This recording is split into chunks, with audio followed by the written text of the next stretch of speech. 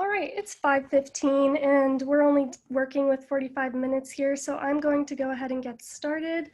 My name is Alyssa Martinek and I am the Sustainability Coordinator for the Center for Sustainable Business. Thank you so much for joining me this evening. As a young sustainability professional, this topic is very near and dear to my heart. The title of this panel is Our Future is Now, Hearing from the Next Generation of Employees. You will notice that we do have a Q&A function. So throughout the event, if you would like to ask questions, please submit them through the Q&A function. And if there is time after the moderated portion of this event, we will ask some audience submitted questions. Now, to waste no time, I'm going to jump right into our introductions. And it is truly my pleasure to invite all four of our panelists onto this panel today. We have some really great representation here, starting with Aya Attal. Aya Attal is an activist, feminist, and an aspiring medical professional. She is a senior biology major at Carlow University.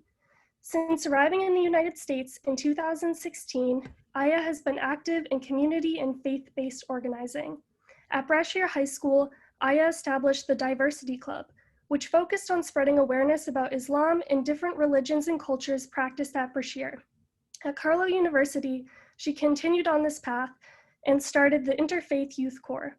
Aya is passionate about social justice and equity in various fields, especially the medical profession.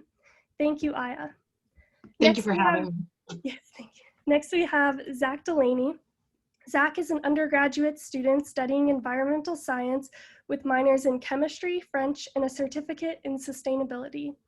In his time at Pitt, Zach has been active in serving the Pittsburgh community and his campus for years in a variety of sustainability-focused positions. He served with Jumpstart Pittsburgh in the field of just and equitable education in preschool-age students before transitioning to the Student Office of Sustainability, where he currently serves as one of the two co-directors. Through his roles with the Student Office of Sustainability, he has coordinated zero waste events and green event certification on campus and contributed to the development and execution of multiple projects focusing on both menstrual rights and plastic waste on campus. Thank you, Zach. Next, we have Leandra Mira. Leandra Mira is a climate organizer who has mobilized hundreds of people for climate strikes around the city of Pittsburgh. She began striking at the age of 17, sitting on the steps of the city-county building for 4 hours every Friday alone. In a couple of weeks, she had fellow climate strikers joining her, and with that, she began what would become a 10-month period where she striked every week. In those 10 months, she organized 2 large climate strikes with the help of many others, one in September totaling over 1,000 strikers, which I am happy to say I was there for and it was amazing. Leandra's original call to action was becoming aware of the link between Western Pennsylvania's public health crisis and the fossil fuel extraction in our region. Leandra's idea was simple. No one's zip code should determine their life expectancy or their likelihood of developing asthma, heart disease, or rare aggressive forms of cancer. Thank you, Leandra. Finally, we have Hannah Shin.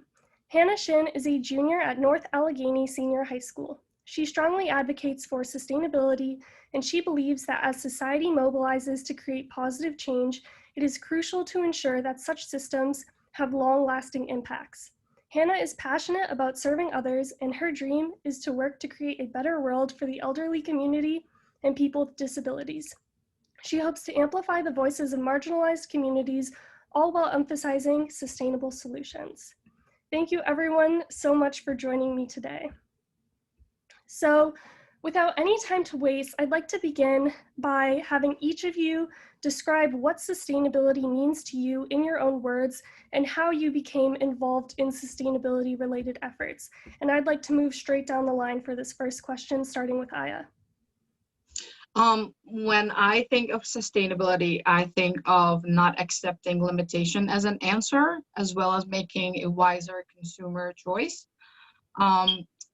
How I became involved with these stuff is that I started going to places or buy my needs from companies or from markets that values equity and values environmental issues and climate change, and how do they affect these stuff and how do they contribute to these stuff.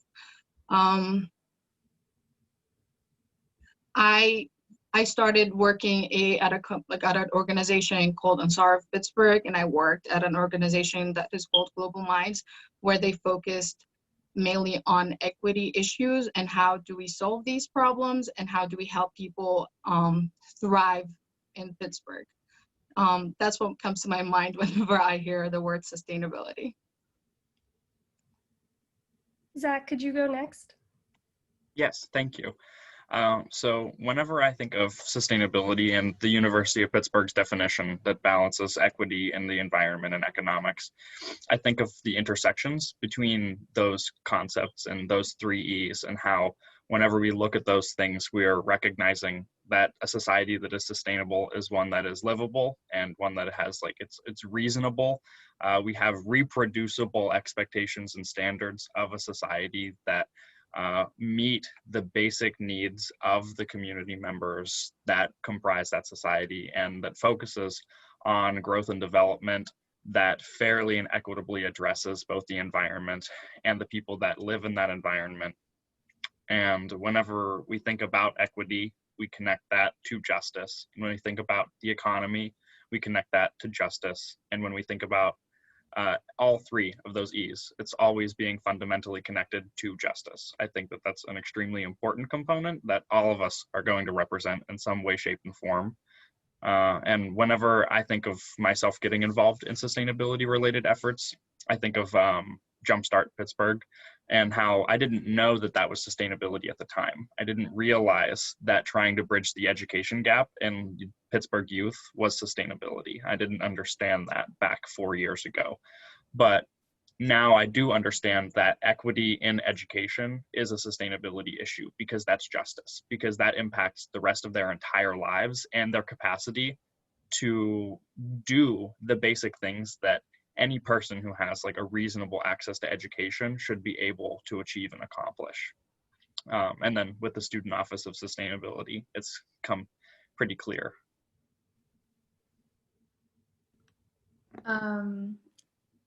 Everything Zach just said, that's definitely my definition of sustainability.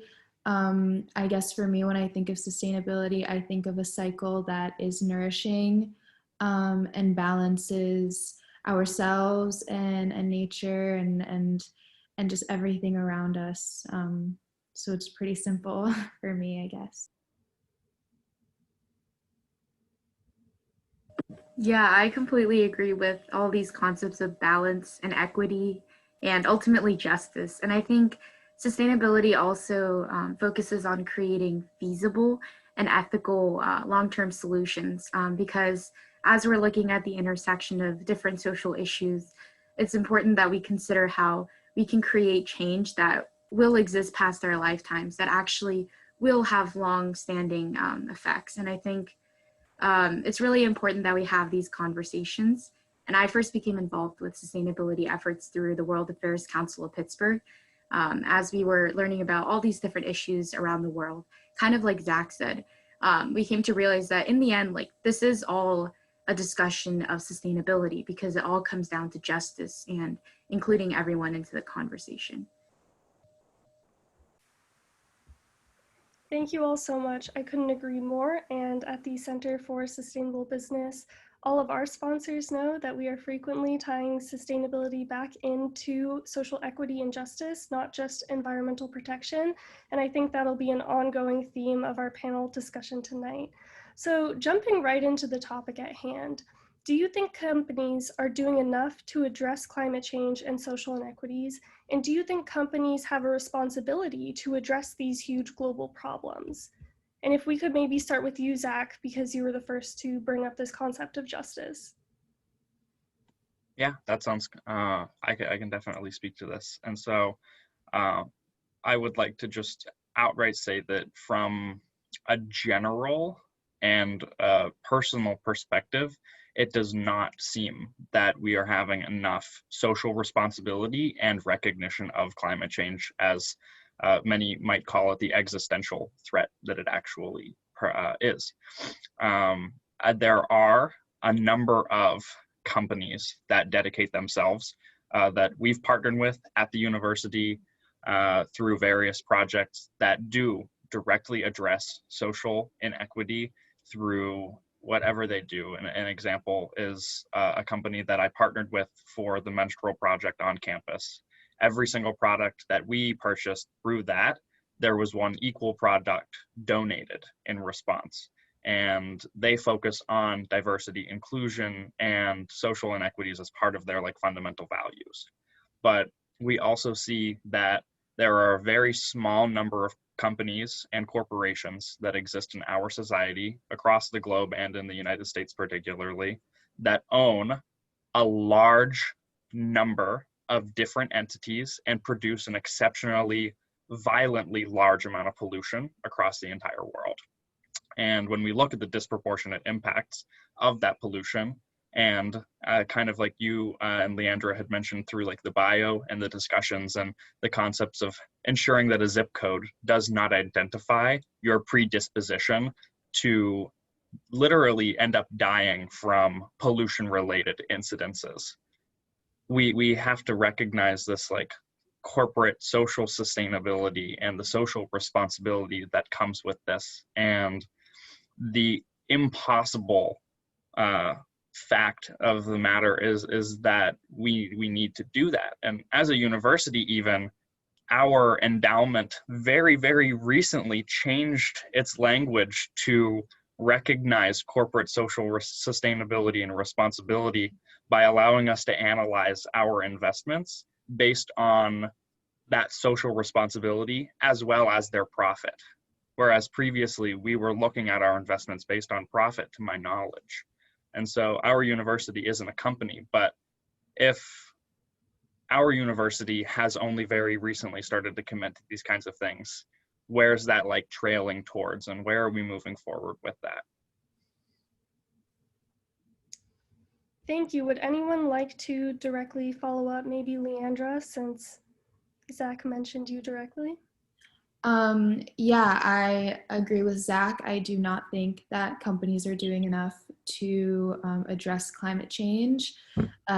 Just a few industries to name: the fast fashion industry, the fossil fuel industry, and the agricultural industry are continuously stripping our planet of resources for profit and aren't doing anything to I don't even know if redeem is the right word, but to change the effects of what they've done.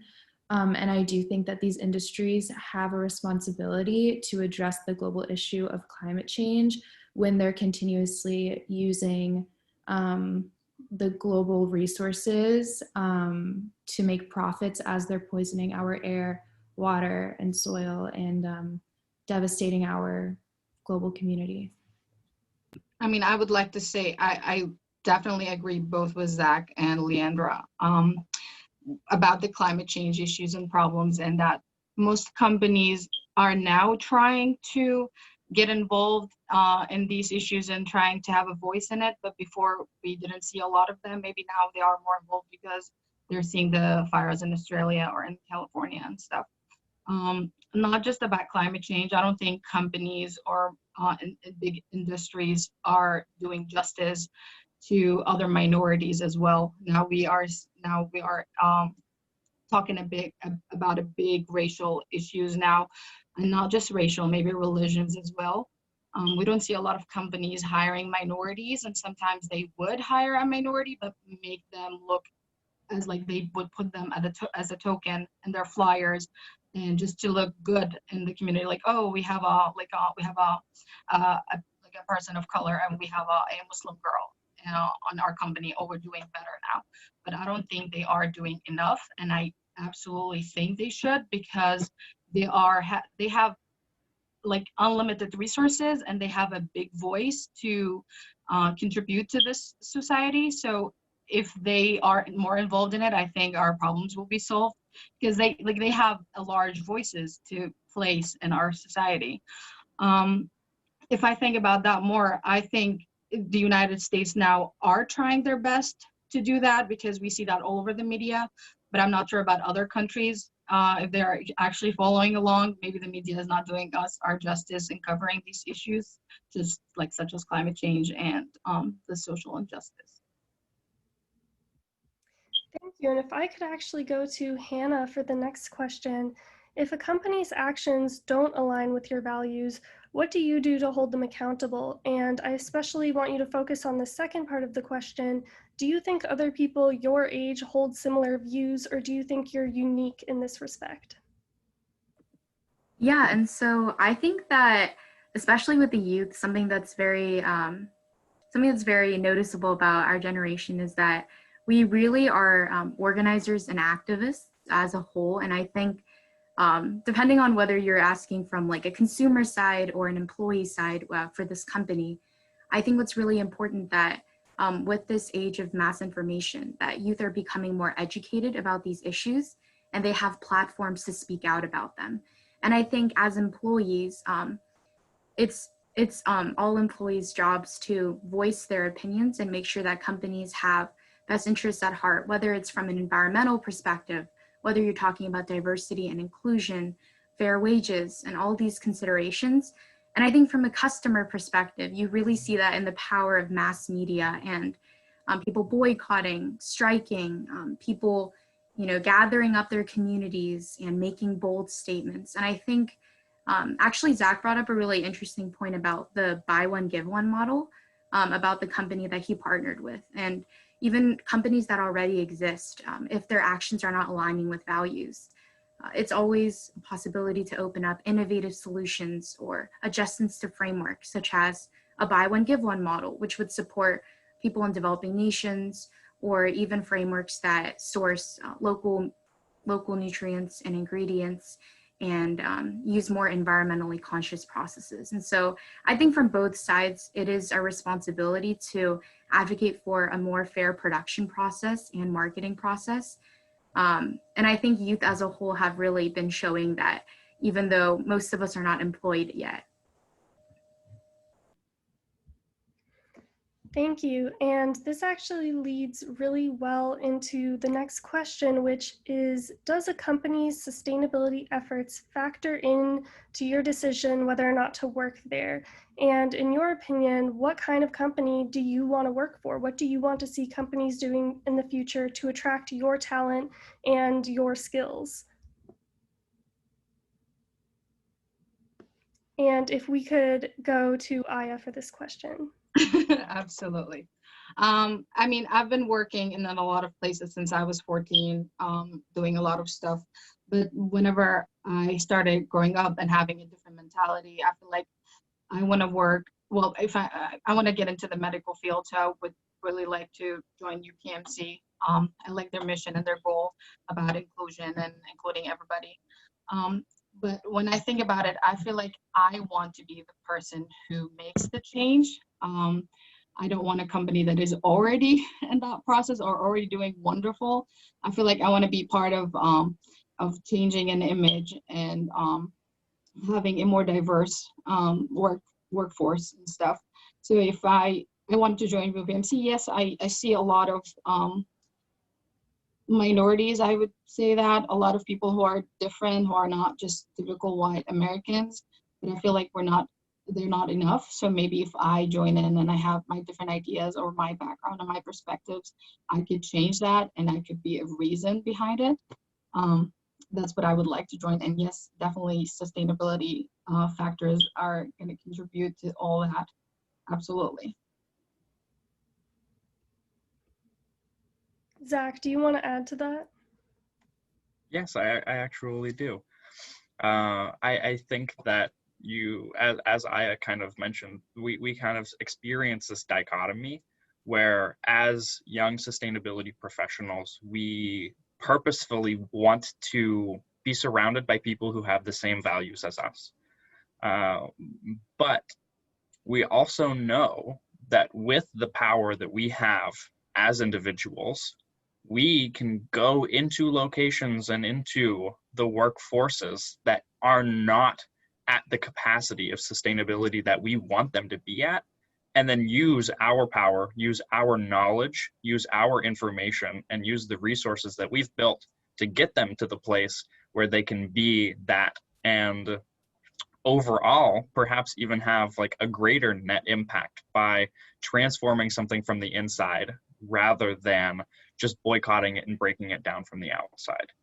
And so as much as I would like to say that my ideal employer in the future is one that is the perfect pinnacle of sustainability, it's the simple recognition of the fact that maybe it isn't. And maybe we need to be looking at the readiness to change and the readiness to incorporate sustainability and like the fundamentals of inclusion, diversity, equity, and resilience into these companies and into our workforces. Because without any of those things, you're not going to be changing, and you're not going to be getting to the places that we need you to be getting to. So rather than, as kind of mentioned, breaking things down from the outside, we I think want to, or I'm going to use I statements instead of we statements. I would like to be looking at the places that are ready to turn themselves into change agents and be the change that we want to see, as compared to the ones that aren't ready for that at all. And if you're not ready for that, then you're not ready for what's coming. Thank you so much for that. Leandra, if we could move to you. I know you just graduated back in March, so first of all, congratulations. It's not an easy thing to graduate from high school during a global pandemic, and I would like to recognize that. And I want to ask you, how does all of a company's sustainability efforts weigh in comparison to other aspects of a job position, such as salary, benefits, upward mobility, and so on?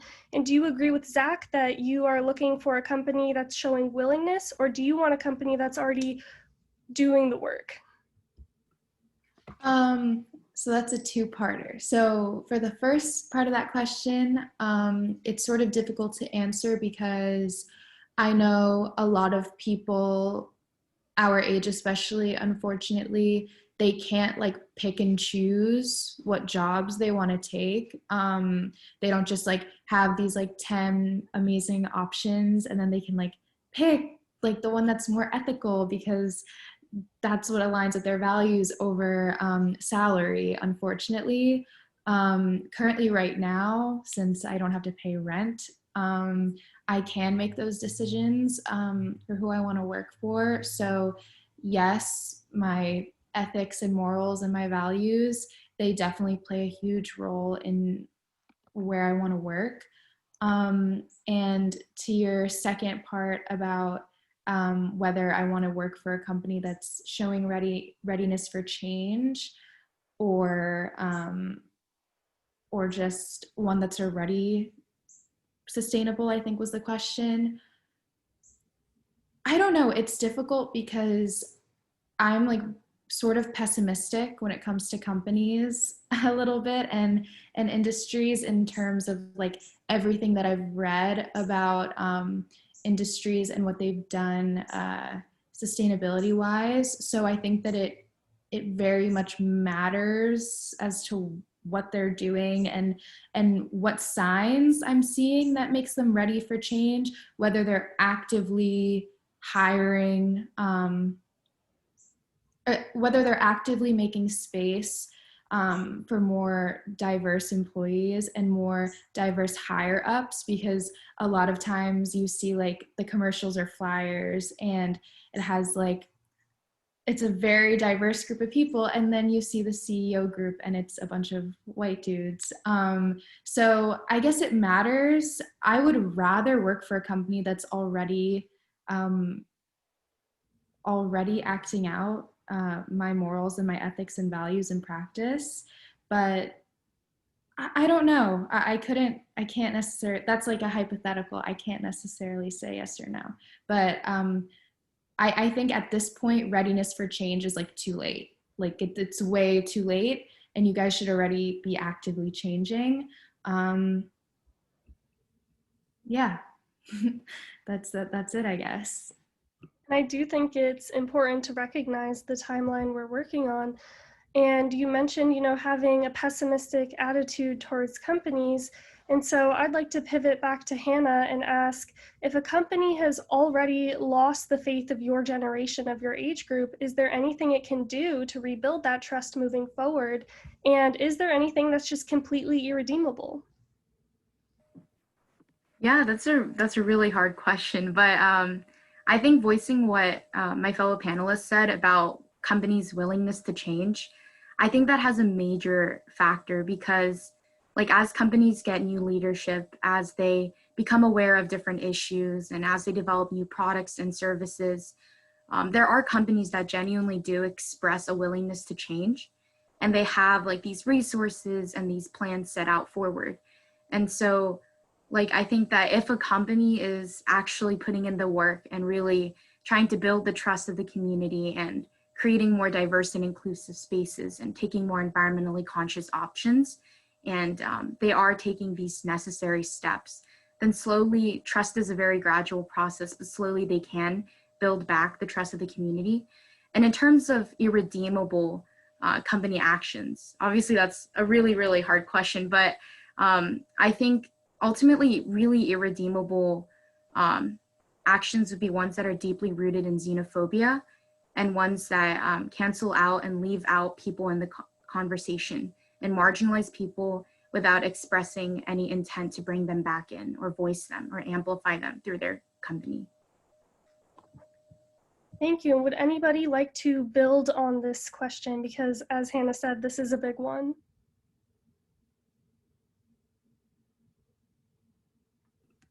I can answer a little bit as to my opinion on that question, if that's okay. I guess for me, in terms of sustainability, when talking about the oil and gas industry, right now what we're seeing is this huge movement of these companies where they're trying to label themselves as green, sustainable, label themselves as doing everything that they possibly can to decrease the effects of climate change after all of the damage that they've done. And we also know that decades ago, they knew about climate change, and they had one of the largest misinformation campaigns, propaganda campaigns that we've probably seen in the last century, possibly, in terms of like making people believe that they weren't poisoning communities and killing thousands of people from pollution, and also putting all of human life and all of life on this planet at risk. So that also plays in my mind to actions that are irredeemable. For me, there is actually no space to redeem these companies, and they can, invest in as many green projects as they want to for the future, but nothing they do can possibly make me ever support them or want to support them or want them to exist. So that's probably one of the many examples that I have of irredeemable things that companies can do. It's like, I would like to add, it's like they already lost their reputation within us. So it's really hard to just gain back our trust. Like Leonard, wow. I'm sorry, I totally lost how you pronounce your name. Leandra explained that it's hard to go back to back to see, okay, we're doing now more green campaigns and stuff. You've already done the damage, you already did the harm. You can't go back and fix that. And to me, it sounds like part of this process would at the very least be admitting to mistakes and taking ownership and responsibility for actions of the past before we can even start to build forward into the future. Moving on to our next question, do you feel like your generation has a different perspective on these issues than generations before you? And if so, why? And does anybody want to start with that question? I would love to start. I think our generation is definitely different than the generations that came before us. And that's mainly because we have everything that is available to us. We are in an era that we see stuff happening, and we are constantly on the social media, and we constantly see like injustice happening around us. So we feel like we are obligated to do and to change stuff. Like saving the turtles, a lot of young people started doing that and like actually started recycling. I'm one of them. I didn't really care much about recycling, and I didn't actually believe in it. I thought that, oh, if I did actually separate plastics, then the actual and other trash, would that actually help?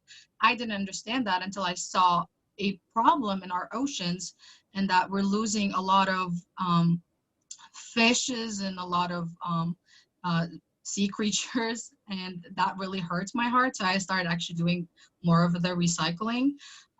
We now have more voices. I think we are more, how do I put that in 2 words? We have the internet, we have social media around us, we are more used to it. So now we can actually post about it and talk about it more in schools or within our friends and stuff. And now I believe that this generation is becoming a lot less racist. And whenever you talk to your like grandparents, you think that they're like, you would see that their values are different than yours now, because you're more involved. You've already seen people that are different to you, whether in school or whether at work.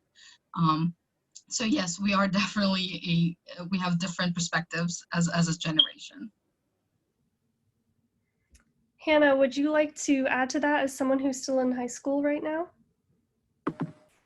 Yeah, I just wanted to say that apart from the fact that our opinions themselves are different too, I think it's important that to note that our youth has become vocal about these issues just because we have a bigger platform, and because of globalization, we can spread our message, and we are also encouraged to by the people in our lives. And so I think that with massive sources for information and with huge platforms for us to build our opinions and share them, I think that's what really makes us gather together collectively and call for action. And I think that despite these different perspectives, though, it's always important to consider that we can still have civil conversations with people who do have different opinions, because we have such various sources of news and information. And so we are also encouraged to think about people who think differently from us and be able to have constructive conversations that help us to have these conversations that may be difficult, but they're really necessary. Thank you. And before we get to our last moderated question, I actually would like to incorporate a question that we've received from an audience member. This question comes from Ellie Cadden, who works at the Mascaro Center for Sustainable Innovation at the University of Pittsburgh. Ellie says, "Thank you all for your tremendous leadership and being with us today. I'm a campus staff member at Pitt.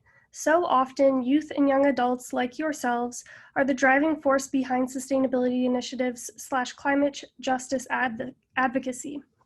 In your opinions, how can staff at educational institutions not only support these students, but also share in the responsibility, ensuring that people are entering the workforce with a strong foundation to be sustainability champions in their industry?" Zach, would you like to begin with this as the co-director of the Student Office of Sustainability? Yes, so one thing that we recognize in the Student Office of Sustainability is how fundamental it is to incorporate leadership in the youth of our university, and to try and create a sort of pipeline of young students to young professionals.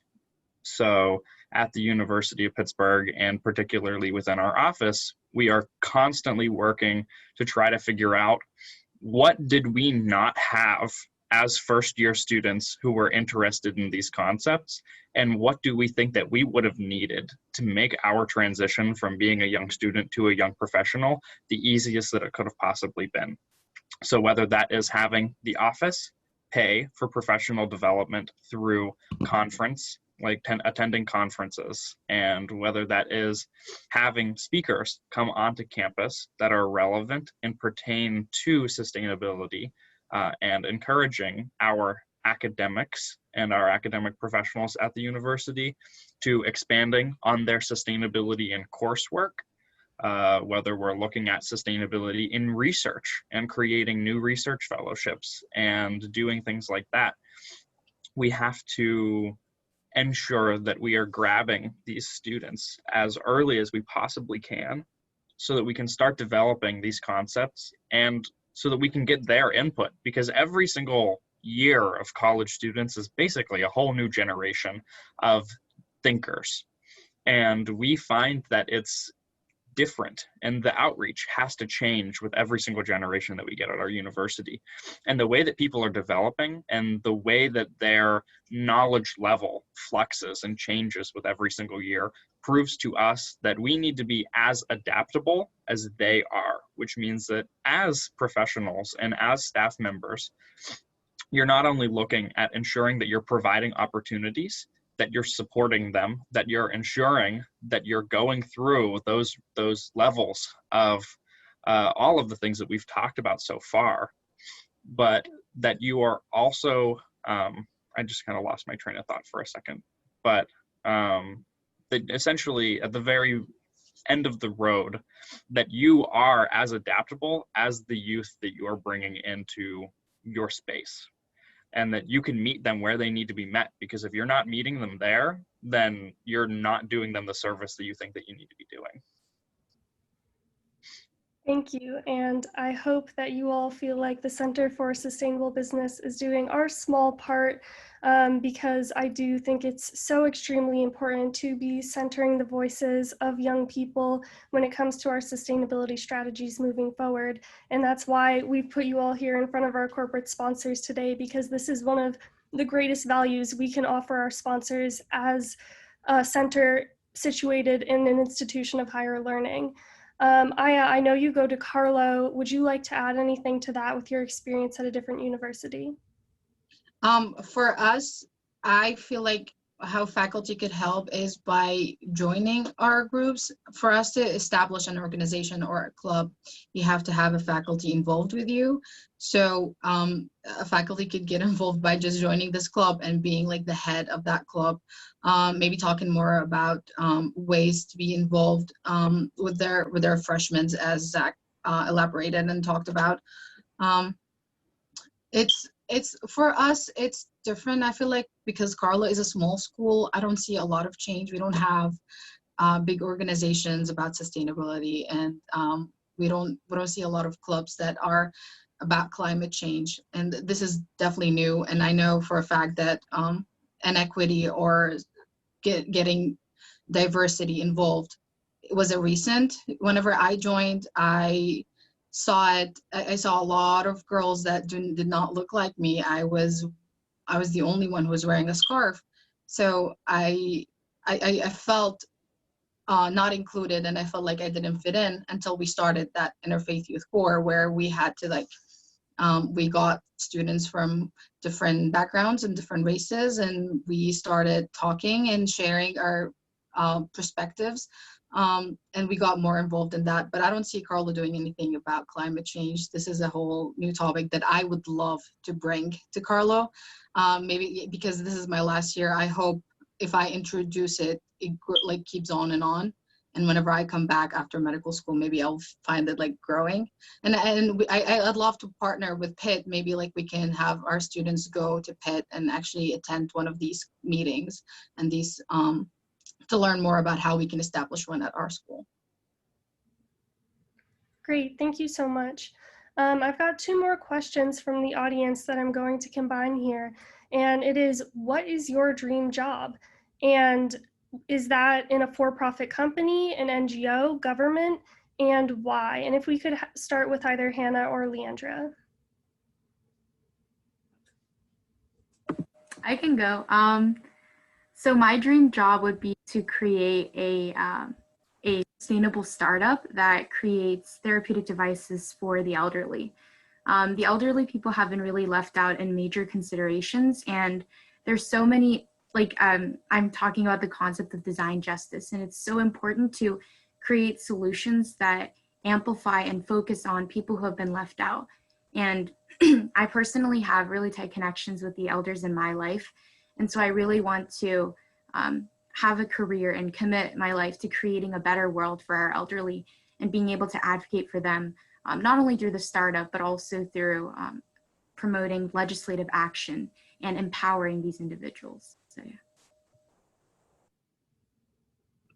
Hannah, I can't wait to grow old with people like you on this planet. I don't necessarily have a dream job. I don't think that anyone truly has a dream job because we don't dream of labor. But I think I would be happy somewhere where I was being paid a living wage, where there was no tolerance for racism, homophobia, or ableism, and in a place where, you know, they understood the importance of preserving the resources that we have on this planet for future generations. And I don't think, and it's not necessarily specific, like a government job or an NGO. It's just, I don't know. I'm also out of high school and I haven't thought about it yet, and it stresses me out. So I don't know exactly, but that's where my mind is going right now. I am out of high school and college, and it still stresses me out. Zach or Aya, do you want to add to that? I can, yeah. So I think that what I've kind of always been slowly working towards without ever really truly knowing it was being an educator. For my entire life since I've been very, very young, I've always been like, I would love to like make other people learn things. And every couple of years I'm like, oh, maybe I want to do this, or maybe I want to do that, or maybe I want to do that. But I kind of always drift back towards education. And so whether that looks like actual teaching, or whether that means that I could be a teacher to somebody without ever actually formally being a teacher. I know that Mr. Rogers, for example, said that most of the people in his life who taught him something were not people who were teachers. They were the people who were ensuring that he learned and grew outside of a classroom. And so whether that looks like a staff person at an NGO, or whether that looks like an actual teacher in itself, I see myself trying to incorporate all of the things that I know about accessibility, about resilience, about diversity, about inclusion, and about recognizing the importance and relevance of sustainability and all of these kinds of great things that we've been talking about throughout this entire panel into the workforce of wherever I end up, and into, if it's as an actual educator, into those young people. As I was just saying in the last question that I answered, those young people. We are young people, but there are even younger people out there who are going to be us in 5 or 6 or 7 and 10 or 12 years, which means that if we don't start prepping them, then we're going to be continuing to hand them these existential problems without the knowledge and the resources equipped to figure out how the heck to deal with it. And so if we can take everything that we know and somehow compartmentalize that and ensure that future generations aren't going to be struggling and trying to be so confused and figure out what the heck's happening, if we can kind of help that and moderate that process for them, then they can be even better than we are, because we will give them an actual starting point, whereas we're starting 10 feet behind the line already. I absolutely agree with Zach. That was very beautifully spoken. My entire life, I've had that dream of becoming a doctor to save people and to help people. But now that I am in the US, I've been here for about 4 years now. I've found myself working not in the medical field. I still want to go to the medical field, but now in these 4 years, I saw myself working with a lot of nonprofit organizations, and how can I like educate others, and how can I have a voice in this community, as a young Muslim girl that is not American, that is from the Middle East. How can I have a voice in this society So I started joining these nonprofits, and I started thinking of ways, or I can like share my ideas and perspectives. And I found like panels and discussions and presentations and education and all these stuff are very helpful. I hope I continue with that. Maybe I will start my own nonprofit. We don't know yet, but hopefully. Great. Well, thank you so much. This has been such an interesting discussion, and I really hope that the Center for Sustainable Business can do future events similar to this and keep hearing from young people and from our students and our movers and shakers. That is the end of our panel discussion today. Thank you all so much for coming, and a recording will be available so that anybody who wasn't able to make it tonight can watch at a later date. Thank you so much, everyone. Thank you. Thank you. Thank Have a great you. night.